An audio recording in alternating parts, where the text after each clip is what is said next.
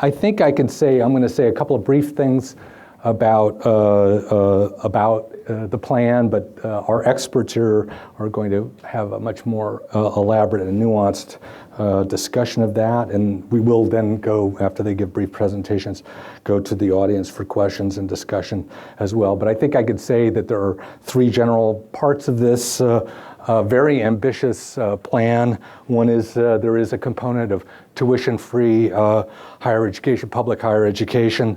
And again, it starts at $85,000 of family income, and then it graduates up in the coming years to $125,000. There's a portion that's about refinancing existing loans and debt. Obviously, the debt crisis is a major component of this effort, an effort to relieve student debt. And there is an element, and I don't know if we'd say it's major, but of cracking down on bad actors on the for-profit sector, which is one of the big drivers of student debt, not the only one at all. And I think the other thing just to say is if this was successful, which is a big if, and we'll talk about that some, it would really be a major redefinition of the federal role in higher education in the United States, perhaps equivalent to something like the Higher Education Act of 1965, perhaps a little bit like the GI Bill, which was, again, the kind of the pattern that set the structure of how we've approached financial aid in the United States by giving it to individuals and not to institutions. At least that was the original concept. So this is a different structural model. And then maybe another, I could even say it's in the ballpark of the Morrill Act of 1865 in terms of the amount of money involved. So in any case, if it was to actually happen, it would be a really significant change in American higher education. And all I could say too, though, is promises, promises, promises, because it's also, I think we could say, if you know the evolution of this plan, a play for votes, particularly with with the younger people and lower income people as well. So there's a lot of interesting aspects of this proposal. And so I'm really pleased that we have two really significant people who are very knowledgeable about student debt and higher education finance. And we're going to start off with Don, we're starting off with Bob, with Bob Shireman. Bob is a senior fellow at the Century Foundation working on education policy with a focus on for-profit, college accountability, quality assurance, and consumer protections. He served on the Bill Clinton White House as a senior policy advisor to the National Economic Council and later for the Obama administration as Deputy Undersecretary in the Department of Education. He was a key person in shepherding the evolution of the nation's income-based student loan repayment system from its initial adoption in 1992 to an expansion improvement under the Obama administration, and many, many other things. Bob is a big player. You may have seen he's written in the Wall Street Journal about student debt and about specifically the Hillary's plan. And then again, very pleased to have Don Heller join us. He is now the provost and executive vice president, if I have that. Vice president, sorry, of the University of San Francisco. He got here about 6, 7, 8 months ago in that position. Before that time, he has a long history as a teacher and researcher in the area of educational economics, public policy, and finance, with a primary focus on the issues of college access, choice, and success for low-income and minority students.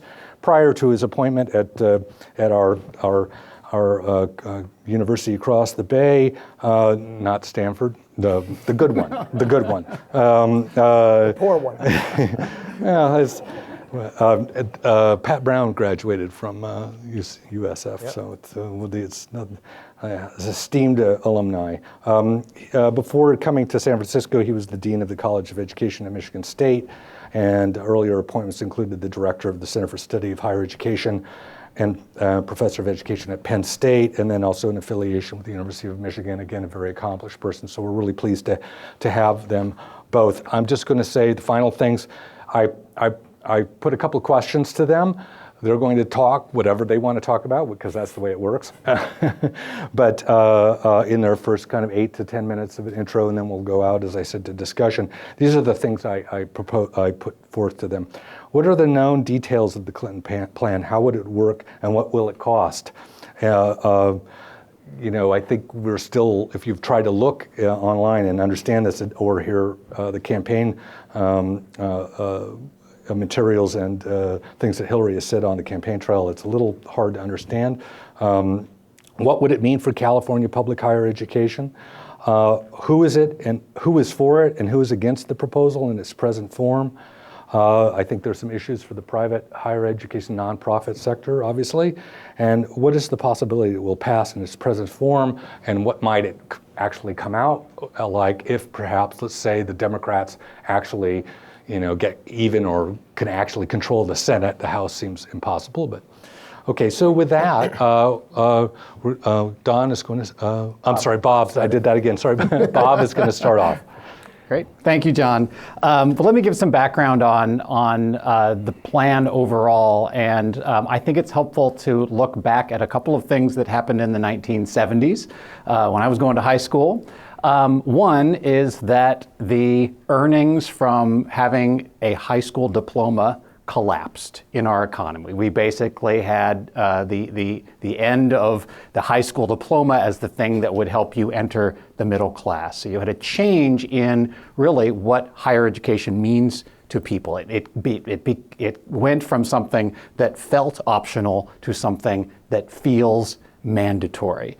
The other thing that happened was that at the federal level, the federal government had previously had kind of a balanced approach where there were substantial aid programs that were about institutions, states, things like the Morrill Act.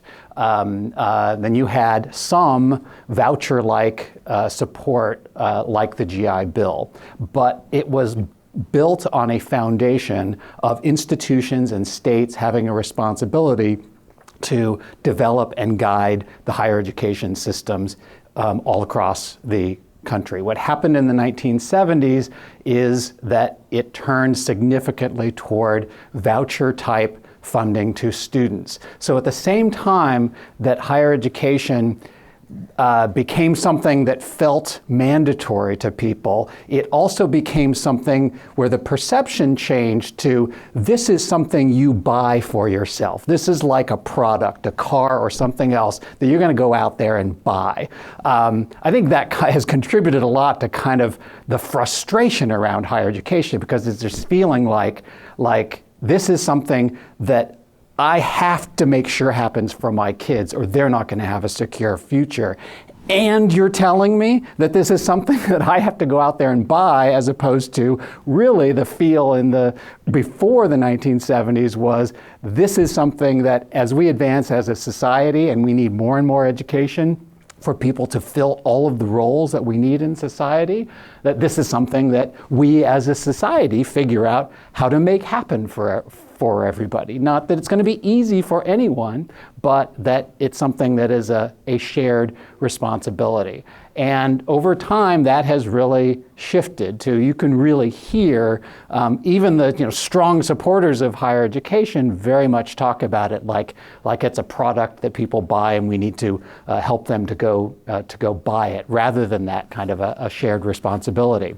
I think this has contributed to the rise of problem for-profit colleges, predatory practices where you've got people going out there and saying, this is the route to a high-paying job.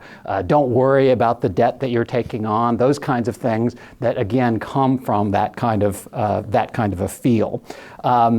It also contributed to states being off the hook in terms of financing higher education. It meant that when states ran into budget difficulties, instead of saying, well, maybe we shouldn't build so many prisons, or maybe we should go back to taxpayers because it's important for us to have a strong higher education system, it made it easier for them to say, well, we can charge some tuition charge even more tuition because there's Pell Grants, there's student loans that can contribute to that. So I'm not saying that Pell Grants and student loans necessarily cause tuition increases, but it facilitates state decisions about financing higher education in ways that it's hard to know what would have happened in the absence of things, but it looks pretty likely that the reason that states felt more comfortable cutting higher education rather than cutting other things or rather than making other difficult decisions, that became the way to balance the budget. So a lot of the tuition increases that we've seen have been because of that, because of the cut in federal support. So we went from a kind of a balanced approach that leaned heavily in toward institutional and state responsibility to higher education to one that leans very heavily in the direction of voucher support that basically is telling students and families, you've got to figure it out. We've got some tools to help you, but you've got to figure it out. The crux of Hilary Clinton's plan is to rebuild the foundation around institutional and state responsibility and accountability for higher education in the United States. And that's why her plan is called a compact. And frankly, the reason that it has felt like, oh, it's complicated and we don't know how to explain it. I mean, says the word compact, what does that mean? What that means is states have a responsibility. And if states want a big chunk of money, and she has paid for in her budget $500 billion over 10 years of support for states and past student loan borrowers for a piece of it, to lure states back into their role of financing higher education. And it is a deal with the states. It's not just here's the money and keep charging whatever you want. You have to make higher education affordable. You have to enroll a good cross-section of America. You have got to make sure you're enrolling low-income students if you want this support from the federal government. And it has to be affordable. The shorthand for the whole plan has been tuition-free, debt-free. That's what the affordability is about. Even an article, I think it was yesterday, in the Wall Street Journal implied that would just mean we just throw a whole bunch of money at institutions and whatever they do with it is fine. And tuitions would increase. But to say that tuitions will increase because of the plan ignores the structure of the plan, which is you have to agree to the affordability strictures, so tuition and debt, if you want the money from the federal government at the state level.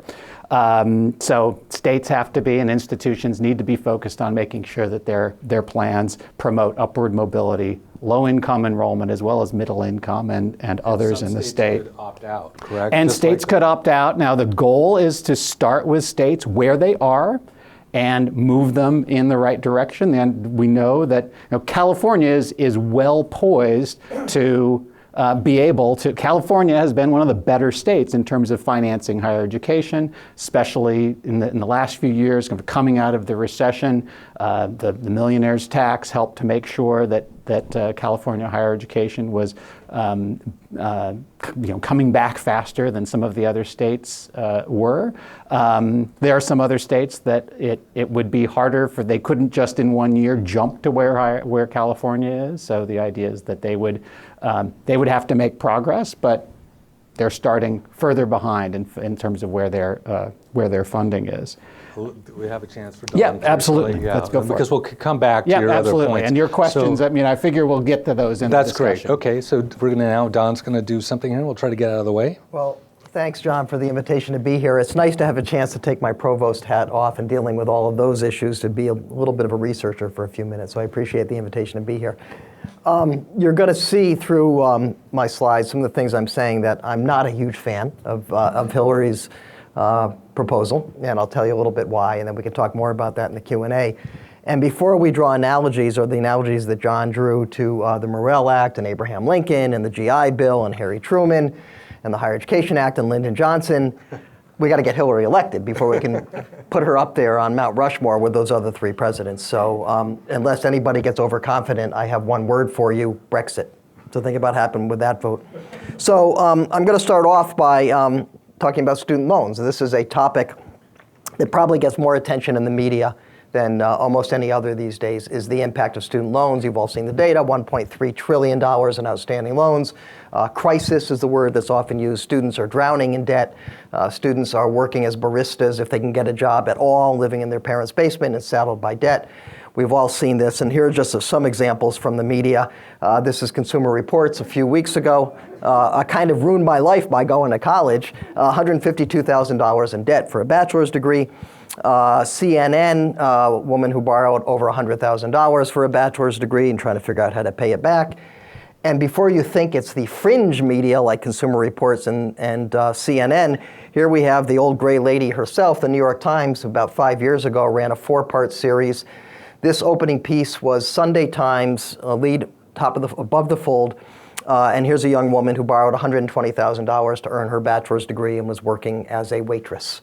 And this is the dominant story you hear about student debt. Now, the problem with focusing on these kinds of examples would be as if the San Francisco Chronicle was going to do a story about college students today, and they went and interviewed Bob and John and me as typical college students. Well, yeah, you can go onto a college campus and find a 50-something, I'm guessing, I'm talking about myself now, a 50-something person who's sitting there trying to earn a bachelor's degree. But we're not the norm by any means, and nor are these people who've been singled out in the media for these kinds of stories about the student debt crisis, nor are they the norm by any means. So let me show you some data to actually back this up. So these are data from the National Post-Secondary Student Aid Study. They're about 4 or 5 years outdated, but I'm going to tell you at the end why they're still very relevant. And this is the student loan debt of graduating seniors in that year. So these are students who are graduating from university and how much they had borrowed to get their bachelor's degree. So first of all, that says sell range and value, and what that should say is 31%. And that's people who did not borrow. And luckily, I brought a copy of my slides so that I can see what the numbers actually are. So almost a third of students had no student loan debt when they graduated. And you don't hear about them at all. Okay, all you hear about are the people with $100,000 worth of loan debt. Almost a third of students getting bachelor's degrees had no loan debt whatsoever. The red is those borrowing less than $6,000, 5.5%. Luckily, you can get an idea of the proportions here. The green is $6,000 to $15,000, 12%. So you can see about half of the people either had no borrowing or borrowed less than $12,000 to earn their bachelor's degree. The purple is $15,000 to $25,000, that's 15%. And the light blue is $25,000 to $35,000, another 15%.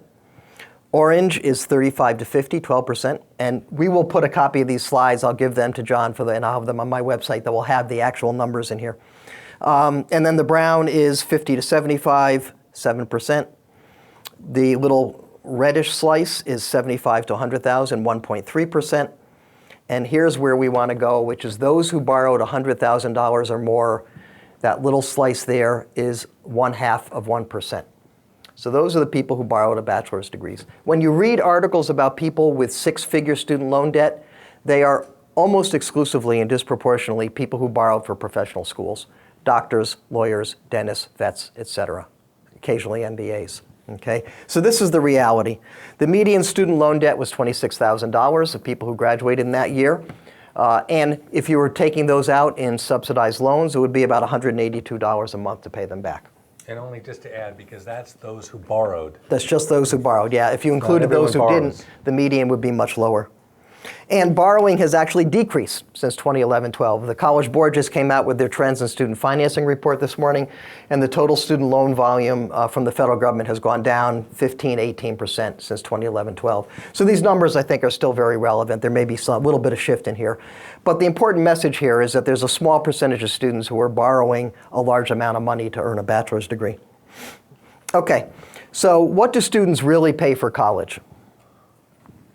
So these are students in community colleges, and these are data, again, from that same NIPSAS survey 5 years ago. And just to give you a benchmark, tuition prices in community colleges have gone up about 17 or 18% since then. So you could increase and inflate these numbers if you wanted by about 17, 18%. So in Hilary's initial target range for students who are going to get free tuition, 0 to 85,000, right now students are paying nothing in net tuition. And that's because they have enough grants to cover, in fact, not just their tuition, but some of their living costs. 69% of community college students with incomes below $85,000 have less than $1,000 in net tuition that they're paying. So effectively, the students who she's targeting, for the most part, are not paying tuition right now when you take into account the grant aid. Though I think, as Bob has pointed out in some of his pieces, the plan would allow them to use some of the free money that they're getting to pay for living costs as well, or allow them to put a Pell Grant, for example, towards living costs is the way it would work. And you can see the equivalent amount for those who are in the next range when Hilary moves up to 125,000, and those who make 125,000 would not be eligible. Four-year public universities, here are the same amounts. Again, that target range, that first target range, people with incomes below $85,000, right now they're paying less than $1,000 in net tuition. And 63%, almost two-thirds of them, are paying a net tuition of less than $3,000 a year. I'm just going to interject. One thing is that, because this is a point of discussion about how this fits into California, and we talked about it briefly and when we discussed, you see returns about 33% of all tuition aid. And so the net effect, which is similar to what he's showing here, is that 50% of the students, undergraduates at UC, pay no tuition at all. So they're basically already matching the Clinton goals. Then the question is how that fits, and Bob's going to talk about how that fits in the California component of it. So let me get to some comments about the new college compact, as Hilary is calling it. My biggest problem is that there's potential for huge consumer surplus, and this is a term economists use to say that you're putting money in the pockets of people who would have been willing to buy a good on their own, even without the subsidy. There's little evidence that wealthier students, and I'm not talking about Mark Zuckerberg's kids. I'm talking about people from incomes that most of us would agree would be upper middle class, above the median of about $60,000 a year, but well below what a lot of people think of as wealthy. Well, there's little evidence that these people are being priced out of college right now. There's also little evidence that cutting interest rates, which Hilary has also proposed to do, would have any impact whatsoever on college access or completion. No evidence that I've seen, credible evidence, that people would respond by being more likely to go to college if their interest rates were cut from the current 3.76% to 2%, or pick whatever figure. So the other problem I have is that there's an estimated cost of about $50 billion a year. I think Hilary originally said it was less, and one of the think tanks priced it out at $65 billion a year. Let's settle on $50 billion, because what's $5 billion between friends, right? So my concern is, what is the opportunity cost if, in fact, she can identify funding for this through taxes on the wealthy, raising taxes on the wealthy, or other sources? What are some other things we could be doing with the money? Well, for example, we could expand the Pell Grant program, which is a very successfully targeted program. You pretty much can't get a Pell Grant if you're not from below the median income in the country. We could expand Pell to put it more towards covering the full cost of attendance for students, not just tuition. So for example, $30 billion, less than the full amount that she's talking about spending, would cover all of the unmet need. Now, unmet need is the difference between a student's cost of attendance. Cost of attendance is all of the costs: tuition, room, board, books, etc., minus their effective family contribution, minus what grant aid they're already getting. So the unmet need that's left, we could cover all of that unmet need for all dependent students in public universities with a family income below the median for about $30,000. In other words, those students could go to college for free without having to pay anything. $35 billion would cover all the unmet need for every community college student in the country. Okay, 5-6 million of them. Every single community college student could go for free by spending $35 billion of that $50 billion. And again, you're talking about covering their living expenses, books, transportation, etc.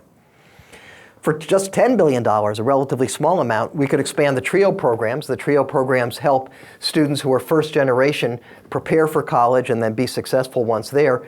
We could expand this program tenfold to be able to serve all of the eligible students who right now are not served because of funding restrictions with $10 billion. All right. So what's good about the program? There's plenty good about it. Simplifying FAFSA is good. Easier paths into income-based repayment or income contingent repayment is good. Strengthening gainful employment regs, as John talked about, is good. Also, she's talked about having demo financial aid projects for boot camps and other alternative post-secondary training. Right now, the Department of Ed is just embarking on a demonstration project to allow boot camp participants to be able to access federal financial aid to pay for it, and Hilary is in support of that. And as I said, strengthening gainful employment. All right, so let me just talk quickly about California. This is tuition in California, the three sectors of higher education in California compared to national averages. Community colleges are very cheap in this state. Even though they're not free like they were 25 years ago, they're still very cheap compared to the rest of the country. Cal State is also cheap. And again, for people living in California who've seen the big run-up in tuition in the three sectors, you're still cheap compared to the rest of the nation in the first two sectors. UC, however, not so cheap. UC is more expensive than the doctoral universities across the country. California, however, is also much more generous in grant aid. California funds about twice on a per undergraduate basis in the Cal Grant program than the national average. So even though tuition is high in UC, between the money that UC has committed, the third of tuition revenue that they're turning around in institutional grant aid, there's also a very, very rich, compared to most other states, Cal Grant program. And then just to look at net prices, because again, we're not concerned just with sticker prices, but what students actually have to pay after accounting for grant aid. Again, I took three local examples here. Berkeley City College is a little bit more when you look at the cost of attendance now, including tuition, living expenses, books, transportation, a little bit more than the national average. San Francisco State's a little below, and Berkeley is well above the national average. So, you know, you're not on a net basis as competitive as you are in sticker prices, at least in the first two sectors.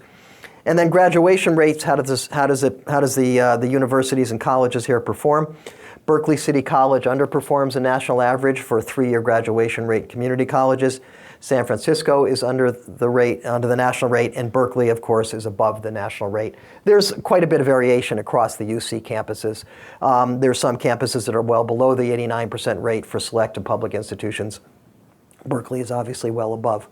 And with that, I will stop and turn it over back to John for his discussion. Great. Maybe you could come and sit down over here. And what I would say is that I think there has to be some full disclosure for Don, because he does represent a private institution. The program that Hilary has is for public higher education, and at least as defined thus far. And there are various studies that show this will push more students away from the privates and into the publics, which is another whole series of questions of how the publics can actually expand capacity for that additional enrollment demand. But I think we should allow Bob. So let me just say, I anticipated that comment from John. And I just will go on record as saying is before I took the job at USF, I was writing and blogging and critical of Hilary's plan. So I just want to go on record as saying that when I was working at a public university that would have benefited, as I had been similarly critical of President Obama's free community college tuition program. So just to go on the record. I think we should allow Bob to respond in some form, because he's... Yeah, well, I think it's useful to point out to the room, if it's not already obvious, that here you have a debate between two people who both support spending significant additional federal dollars on higher education, which is not necessarily representative of the national conversation around this issue. And I would say that if we could get traction on Don's plan, it would be a good plan. Let's increase Pell Grants and help low-income students more. That would be a good step forward. But there are bigger issues that we're really grappling with in higher education, and I think that this feels, just the way the conversation has gone in the nation, it feels like this is an opportune moment to rethink about how we treat higher education as a community, as a state, as a nation. I mean, I live in Berkeley, and I was thinking about this question of our public libraries here in Berkeley, and whether we are wasting money by making them available to higher income people like me. And you know, we could take that money that I'm saving by not paying to go to the library and use that for low income people, but I think we wouldn't have libraries if they were. I think just the support of the polity for having libraries would not be there. You know, we as a community support libraries because we feel that we feel them as a community resource. And I think we are at a turning point, partly just because of the way that higher education, at least on the Democratic side of the aisle, has caught fire as an issue. I think we have an opportunity to really rethink how we treat it. And you know, I would be all for a targeted program that helps low-income people go to college, but I think we can do better actually this time around by grabbing this moment and moving forward with it. Well, just a couple of questions before we go to the audience, and one is that we asked how would it work in California as an example. Can you, Bob, you're the one who's been kind of dealing with some of these details. Right. And Sure. As full disclosure, Bob is also an advisor to the Clinton Right. So administration. I've had some involvement in discussing So- with the campaign how Yeah. to put all this together. And there are many, many, many details that would be worked out. There are a lot of details up on the website, but there are many more details that we worked out in terms of how something like this would actually be implemented. I would expect for a place like California, because California has generally done a good job, that it would be that with some additional investment, California would receive a substantial amount of federal money that could be used to help make college more affordable for Californians, to expand enrollment in whichever systems make sense to expand enrollment in, to create additional alternatives in terms of post-secondary education, that it would be a contribution to California. Now, whether California gets 11% in the first year, or whether it's less because some other states that are further behind need some additional support, those would be the kinds of things that would be worked out in implementation. But if you take but California would get credit for what it's already done and is well positioned to take advantage of a plan like this. But this relationship is the federal government is providing funds to the state of California, Yes. which we don't have a California Post-Secondary Education Commission anymore. We don't have a capacity at the moment. Supposedly the Department of Finance is supposed to have some of that capacity to Right. do these things. That is another fun so this detail. big chunk of money comes down. Who's going to make the decisions? No, Yeah. it's And the idea, I think, which is, with the Morrill Act was this way. It was here's an offer of money, and then Right. you have to have a plan, Right. and you get the plan. So that's how that worked in That's the California. concept. That's how we have Berkeley, Yeah. in part. But so I think that this is a huge area. What are states doing? What is their capacity to really provide matching funding? As you Right. probably know, discretionary funding is only about 10% or so of the state budget, and that's where higher ed sits. So Right. there's not a lot of money. We're a little better off, obviously. So this big chunk of money comes down, and then obviously there's going to be various controls and regulations because Yeah. that's what the federal government Absolutely. does. Absolutely. So any other little insights before I ask Well, I mean, Don I a think on the question of a state's capacity, one of the discussions that would occur is, do you take into consideration, I think it makes sense to take into consideration a state's wealth. So a wealthy state that has just decided we're not going to put money into higher education, it shouldn't be easy for them to get the federal money. Yeah. But a state that is a poor state, we're going to help them, I think from the federal level, you'd help them more.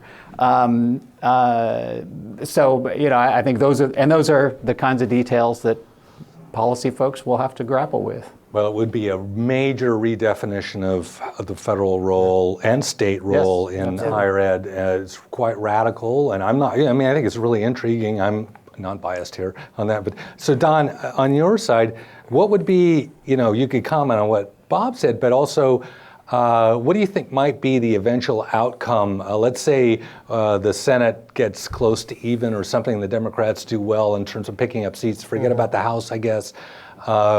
What do you think might be the net result if Hillary is elected, if? Yeah, so this issue that Bob brought up of a targeted versus a universal program, this is one of the biggest debates that goes on, historically has gone on for years in public policy issues, is do you have a public benefit, and do you gain political power, political support for it by making it universal, or do you try to target it at people of need? And the libraries are a great example. Public libraries have always been free. and we've almost never charged for access to a public library. National defense is free because we haven't figured out a way to charge people for national defense. I would argue that the universality of free higher education, that horse left the barn decades ago. So we're in a system now where it's not universal, it's not universally free. Everybody pays a different price, almost literally, like flying on an airplane. So I would argue that we already have a system that's very well targeted, and very well targeted in many different dimensions. You've got federal financial aid, you've got Cal grants, you've got institutional grants. So we're already doing a good bit of targeting. So, why not take advantage of that? And as far as the argument about, well, there wouldn't be the support for expanding the Pell Grant program as there would be for a more universal benefit where everybody would gain free tuition. I would argue that actually the Pell Grant program has received a fair amount of bipartisan support over the years. We had small but steady increases under both the Bush administration and the Obama administration, even in the face of fiscal constraints in the federal budget.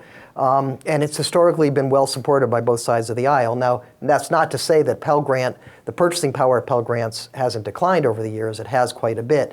But nevertheless, it's a pretty well supported program, and it is extremely well targeted at students of need, and it eliminates, for the most part, that consumer surplus. So I'll stop with that and turn it back to you. One other question is, California is different than some states. We're growing in population. This is one of the big challenges we have. We're always growing. And that's why, when you talk about budget cuts for UC or its difficulties with the budgets, you're also talking about your inability to grow the system, which has historically been one of our great, achievements, not just having quality, but growing. And we aren't getting any capital funds from the state of California now anymore, or at least UC isn't, and I don't think CSU. So is that part of the equation in some form, capacity building? Because I would say in the 1960s, we did have a Facilities Act by the federal government. I'm in a building which was benefited from it. It's a very ugly building, but but it was free. It was the right price. This building as well, if I remember, I know there's some people in here will know better than I. I think these last two floors, and the reason there's an elevator that only goes to one floor here is because they suddenly got federal money when they were planning this. They said, we'll add 2 more floors or something like that. Okay, so there was a brief moment in time where there was money for capital. Is that part of the scenario at all, or capacity building? I would expect that it would be part of the discussion. It's not part of what's in the plan right now, but obviously something that helps with operating expenses also can help to relieve pressure so that there can be financing of debt for facilities if you need them. So money is fungible in that way, even if it's remains designed the way that it is now. I wanted to get to your political viability question. Absolutely. Should I do that, or do you want to go to questions first? Think about questions, because I'm going to go to you in just a minute after Bob adds a few more comments. I think pretty much every issue I've ever worked on, somebody has said, don't bother, like that we're never going to make any progress on that, or that bill's not going to happen this year, or whatever. And I went ahead and worked on it and put together all the details. And sure enough, it didn't happen that year. But then, something happened, and there was a moment, like a year or two later, and in one case, 13 years later, and a window of opportunity opens. And the details got worked out, and the coalition that got built to put it together, boom! It suddenly, that issue becomes doable, becomes possible, and those windows of opportunity are unpredictable.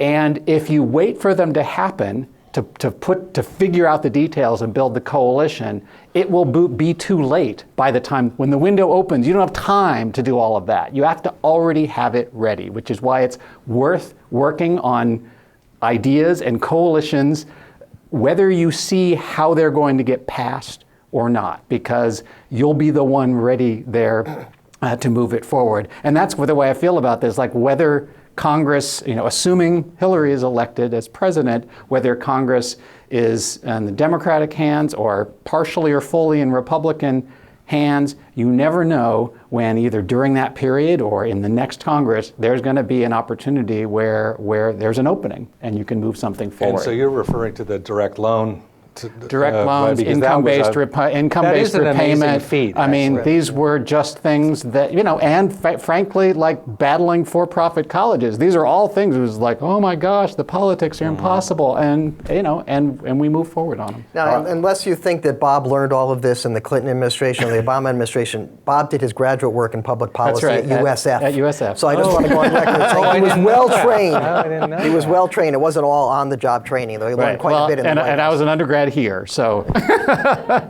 We'll both take credit. go for it. Okay, so we're going to go to the floor. What I would ask is, okay, I'll recognize the people, and then please state who you are, or in something a little bit about your affiliation, and then brief questions, please.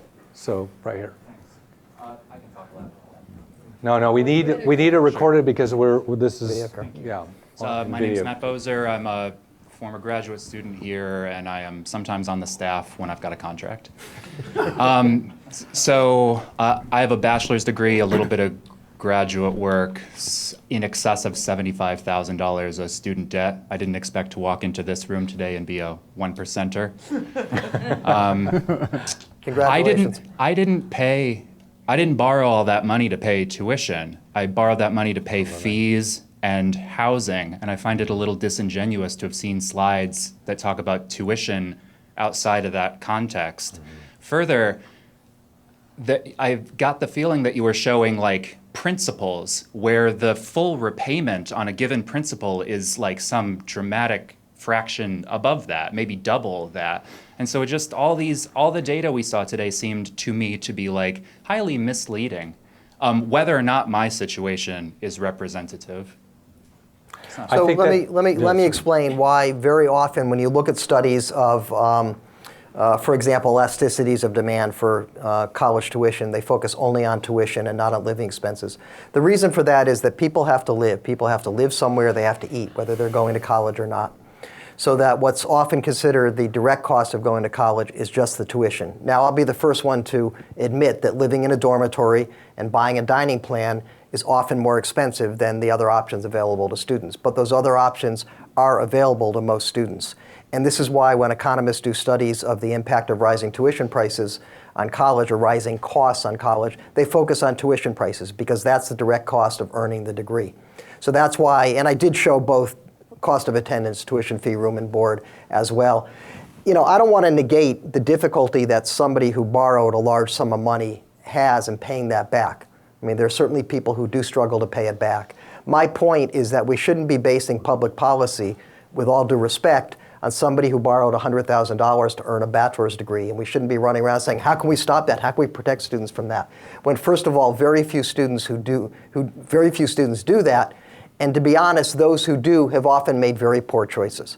And in some of my blog posts about the New York Times article, I'm not saying you, but some people, when you read the stories, have made very poor choices. And do we want to protect people from making very poor choices? Do we want the federal government to do that? Well, if so, there are lots of other policies we can have discussions about. Bob, do you want to comment on this? I agree that the media does tend to sort of grab examples that are extreme. On the other hand, that is the way we learn about issues, is we sort of, oh my gosh, look at what happens. But it's the living expenses, by the way, is absolutely a big part of the plan, a big part of the reason that especially lower income students borrow, and it's critical to address that. One thing that policy. wasn't shown on your slides is where people actually go to college. And so in California, over 70% of the students are community college students. Yeah. I don't know if you know that, but that's, I think, too many. But proportionally, I think in terms of California higher ed, you see enrolls about 5-6% of all the students in the state. So I'm just only noting those proportionality thing. So we have a question here. Wait just a minute for the microphone. Then Greg, and then. Hi, I'm coming from far away. So Didem Türkoğlu, PhD candidate from University of North Carolina, Chapel Hill. And I was wondering about the coalitions and processes you mentioned towards the end of the talk. And we know that Hilary Clinton, at the beginning of her campaign, didn't put high priority to higher education, and throughout the primaries, her position has shifted. And in the event of her election, what would be the specific mechanisms or possible coalitions to continue the pressure to keep higher education a priority? Right. So in August, a year and 2 months ago, Hillary put together and announced her detailed higher education plan. It got no attention. So people just didn't know about it. So it is not true that she didn't talk about it. It was a top priorities of hers from very early on. And there was actually an article it was a Huffington Post writer, I think, extensive article about the process that led to her plan. And all of the people her top staff people contacted, I don't know if it was 100 people, there were a lot of people who were consulted on it. And those are the kinds of people that would, sort of move it forward, but it would also be the responsibility, assuming she's elected, of her appointees to carry it forward and encourage outside organizations to get involved in that process. I think a critical piece would be trying to rally the Sanders supporters to lobby for this and put pressure on supporting it on Congress, because that's going to be, that's going to make it or break it. Yeah. And I should say, there is interest, and there was actually a chunk of money in the plan that's for private colleges, nonprofit private colleges. It was a lot of interest in incorporating them. It was hard to figure out how to do it, but I would expect that a Hillary Clinton administration would pull in the private colleges and really talk about how can this work with, how can they be involved in this plan, either as a separate pot of money or as part of the way that states meet their responsibilities. Sounds expensive. Greg, and then Meg, and then in the back. Go ahead. Thanks. Greg Dubrow from the Office of Undergraduate Admissions. It struck me, Bob, the way you were framing your initial remarks is this idea of higher education as a public or private good. Mm-hmm. So, and the way you kind of guided us through was it seemed to have been repositioned as more of a private good than public good. How can we reframe it, reposition it back to being more of a public good? Like, is that possible in this political climate, the anti-tax climate, and everything? And I guess a corollary question for Don, like, let's say we move towards a more targeted thing, fully funding Pell and doing everything. Can you frame the discussion more, again, as a public good when, as Cruz, our financial aid director here, knows we've got middle-income students above the Pell and Cal Grant lines who are being squeezed in certain ways, and we've been trying to help them for a few years. How do you make that argument saleable to students in the middle and families in the middle income band that it's also a public good and they'll somehow also be helped? I'll just briefly, I think it has begun to happen because of the primary and the debates on the left, and whether that can sort of extend and grab the middle in a next administration, I think maybe, and I think we should really be thinking about how to do that. So I would want to work with the professional communications types to figure out how to do it. But I think that's a really good question. Yeah, and reframing higher education as a public good, Greg, it's an extremely difficult challenge. I mean, I spent most of my work when I was a researcher and doing policy work focused on public higher education. And I spent a lot of time in state legislatures, talking to staff, talking to the legislators. And they look at this and they say, well, the benefit of going to college is making more money. Why should I subsidize that when these people are going to benefit in 40 or 50 years of working for that? So it's extremely difficult. One of the ways I think we can help to reframe it is to remind people, and this gets at the issue of targeting versus universal, is to remind people that pretty much every college student in America, at least in public or in public not-for-profit, is already receiving a huge subsidy. In the public institutions, it's both the combination of the state appropriation as well as the endowment that, many public universities have very nice endowments. In private institutions, it's endowment and other resources that's subsidizing them already. So I think reminding people of that there's already a fair amount of subsidy in the system and everybody's benefiting can help get at this issue of whether we can afford politically to further subsidize people who are lower middle income as opposed to those who are upper middle income or upper income. Hey, you had a question? Hi, I'm Maggie Bowman. I'm a fellow at the Investigative Reporting Program here at UC Berkeley and doing a documentary project on student debt. So, Oh, please, please. Don't focus on that student who borrowed $100,000 for a bachelor's degree. I Only hear, on I that hear your student. concern. No, Thank you. my question is about the expansion of debt between 1990 and 2010, and arguably things are much better for students since 2010, but who's going to pay the bill for that massive expansion? We could argue about the reasons why that happened, and some of the plan, the refinancing of the interest rates would address that, but it doesn't tackle all of it, and I think there's a question of, in the case of some of these for-profits, some of them are now out of business, so are they going to pay the bill? They can't, they're not even there. Will the federal government, will the individual debtors, will the taxpayer, we can make things better from this point forward, but we have 20 years of people who suffered under this massive expansion of debt. Well, if people have paid their loans off already, they're not getting a dime back from anybody. Right. So you're talking I about think people that's who still probably have student loan debt. What can we do? Because of these very long amortization periods that Yeah. even, under IBR programs, that Yeah. the total amount paid off exceeds the principal by quite a bit. Let me just give you one data point, then I'll let Bob address this. Having the interest rate does not halve somebody's monthly payments. No more than if you have your mortgage rate, it doesn't halve, because most of what you're paying is going to principal. So you've already got, right now, federal Stafford subsidized loans are at 3.76%. Okay? How much lower can you go? You could cut that in half, and it's going to have very little impact on somebody's monthly payments. Even somebody who's paying 7 or 8% because they borrowed earlier, having that interest rate is not going to have a huge impact on their payments. But on the total amount paid back. Well, now, if you want to start talking about forgiving principal, that's a very different story, and that's going to take a lot more than $500 billion over 10 years.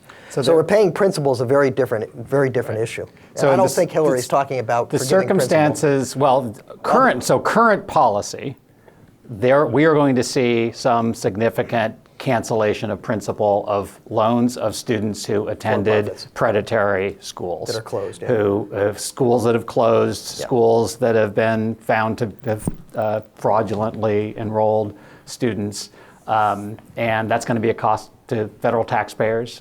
Program overall, it will budgetary benefit of that is that it means that when the Congressional Budget Office analyzes adding, recreating loopholes that have been closed, they will have to include the cost of forgiving that next group of students' loans. So there's kind of a benefit of, besides the benefit to the individual, the budget process is improved when the externalities from the horrible things that have happened to these borrowers ends up being a taxpayer cost, because it'll teach us the next time around that we shouldn't be opening up these kinds of loopholes.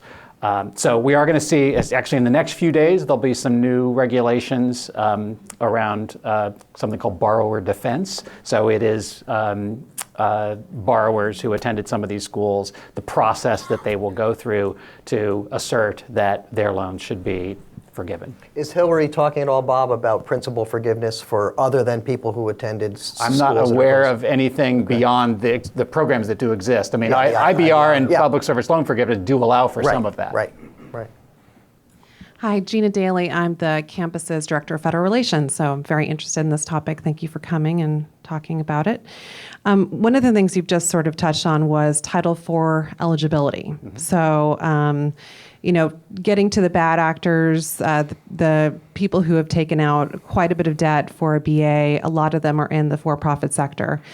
Are there any parts of her plan or any movement towards trying to tighten Title IV eligibility? Because that does seem to be, one of the things that I've talked about with my higher education colleagues at other campuses is that by allowing people to take out federal loans at these institutions, it's kind of telling them this is an okay institution, you're going to get a good education there.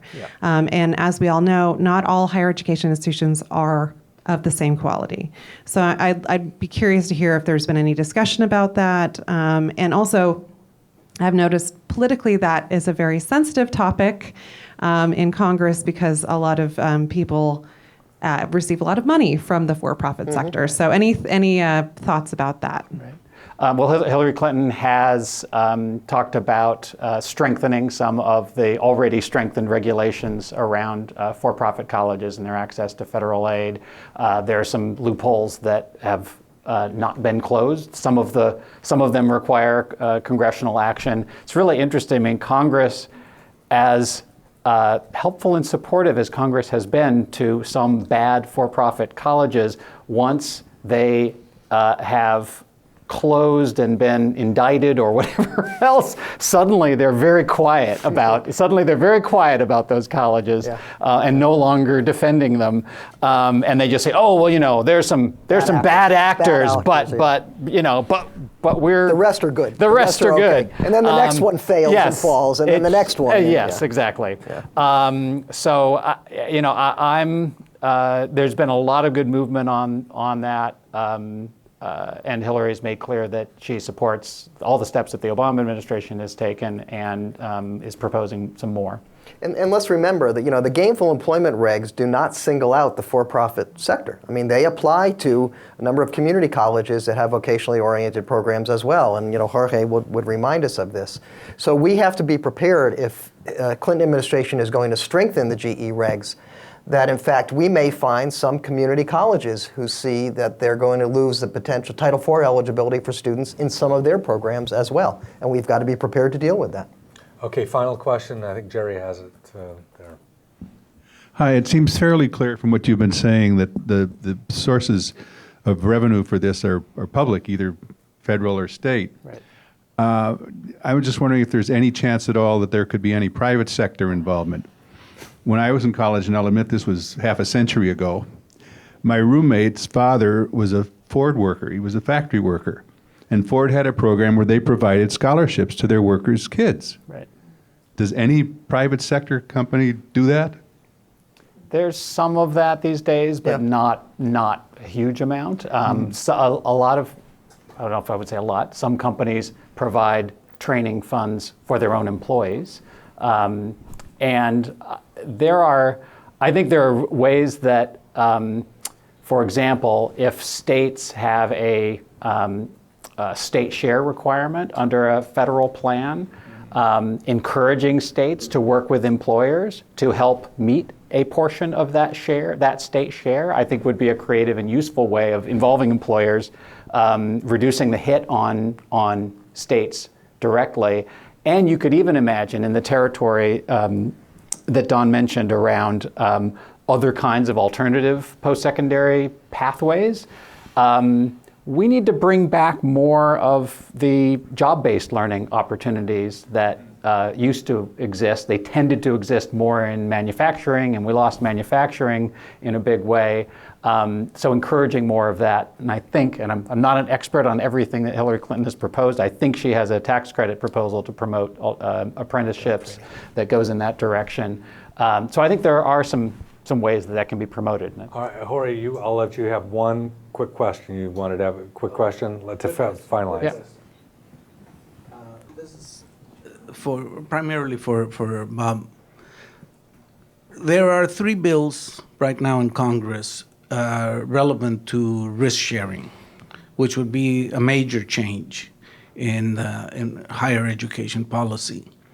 Can you say anything about what you believe will be the probability of one of those going through, particularly since Warren and Durbin are very strongly behind this, Alexander's behind it, and if the Senate and the House remain in Republican hands, I suspect that they will be going forward with it. What do you think? There is definitely a lot of interest in this idea of someone, universities, or some third-party entity or something sharing in the risk of default or non-payment on student loans. It sounds like a great idea, which is why a wide variety of people have said they're for it.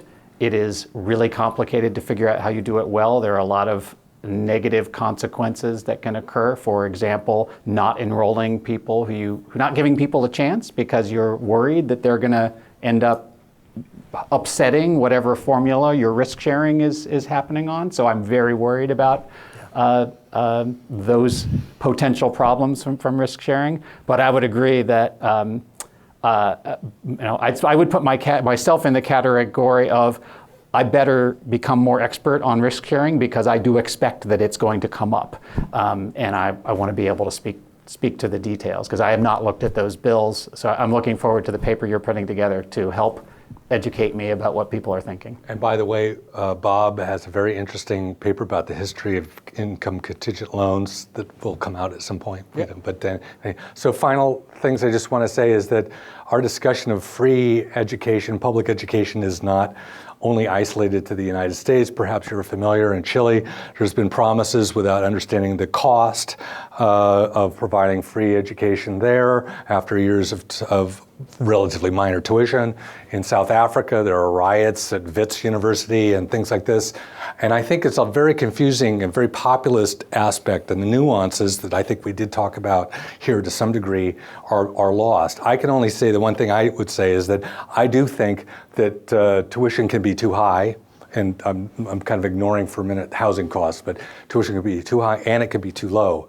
Because when things are free, you have really high attrition rates. And I think you can see that to some degree in California's community colleges, tremendous attrition rates. And that, it's very cheap, but there are good benefits to this, but you're also having different kinds of motivations by students. So that's my final thoughts. Let's give a round of applause for our panel.